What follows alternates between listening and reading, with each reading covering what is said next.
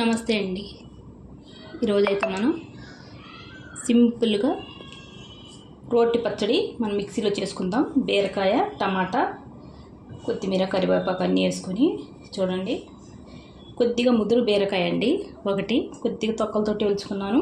గోడ ఉంటుంది కదా, తీసేసి ఇలా తొక్కలతోటి కోసుకుంటే చాలా టేస్టీగా ఉంటుందండి. 2 టమాటాలు, కారం ఎక్కువ తింటే ఎక్కువ పచ్చిమిరపకాయలు అండి, లేకపోతే తక్కువ పచ్చిమిరపకాయలు. నేను ఒక 20 పచ్చిమిరపకాయలు తీసుకున్నాను.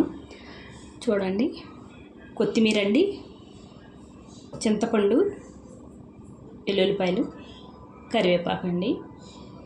ఇవి ఇప్పుడు వేపుకుందాం. ఇవన్నీ చూడండి, కడాయి పెట్టుకున్నాం కదా, నూనె వేసుకుందామండి. ఇందులోకి నూనె అయితే కొద్దిగా ఎక్కువ వేస్తున్నానండి నేను.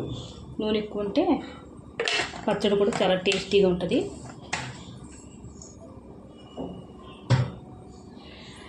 కొద్దిగా నూనె వేడెక్కాలండి. నూనె అయితే వేడెక్కిందండి. ముందైతే పొట్టు మినపప్పు వేసుకుందామండి. వేసుకుంటే కమ్మగా ఉంటుంది పచ్చడి అన్నది. ఈ పొట్టు మినపప్పు కొద్దిగా ఏగాలండి, ఏగితే బాగుంటుంది. చూడండి, మినపప్పు అయితే ఏగాయి కదా. ఇలా ఏగినప్పుడు మనం ఇందులోకి పచ్చిమిరపకాయలు వేసేసుకుందామండి. చూసారా, మనం వేడి నీళ్ళలో వేసుకున్నాం కదండి, అందగా వేగిపోయాయి. కొద్దిగా ఏగాలండి పచ్చిమిరపకాయలు అయితే. చూడండి, పచ్చిమిరపకాయలు అయితే ఈ మాత్రం వేగితే సరిపోతాయండి. ఇప్పుడు మనం ఇందులోకి ఈ బీరకాయ ముక్కలు, ఈ టమాటా ముక్కలు అన్నీ కలిపేసి వేసుకుందాం. మనం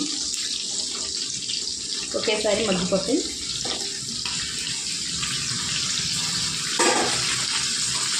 అయితే బాగా కలిపేసుకుందామండి. కలిపేసుకుని మూత పెట్టి మగ్గించుకుందాం మెత్తగా మగ్గే వరకు.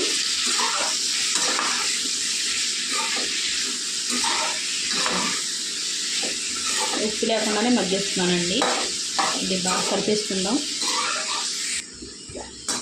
చూడండి, సగం మగ్గాయండి, ఇంకొద్ది మగ్గాలి. ఇంకొక 2-3 నిమిషాలు మగ్గించుకుందాం మూత పెట్టేసి. చూడండి, టమాటాలు కూడా బాగా మగ్గిపోయాయి, బీరకాయ ముక్కలు కూడా మగ్గాయండి.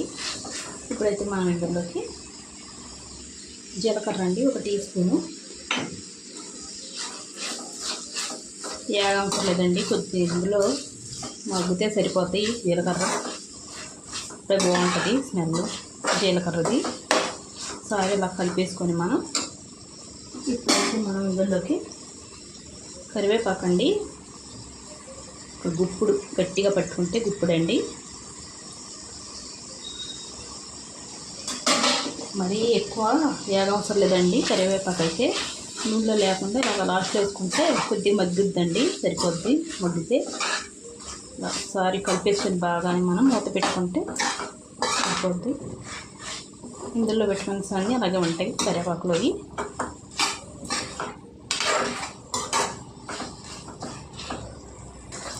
చూడండి, కరివేపాకు మగ్గిపోయింది కదండి.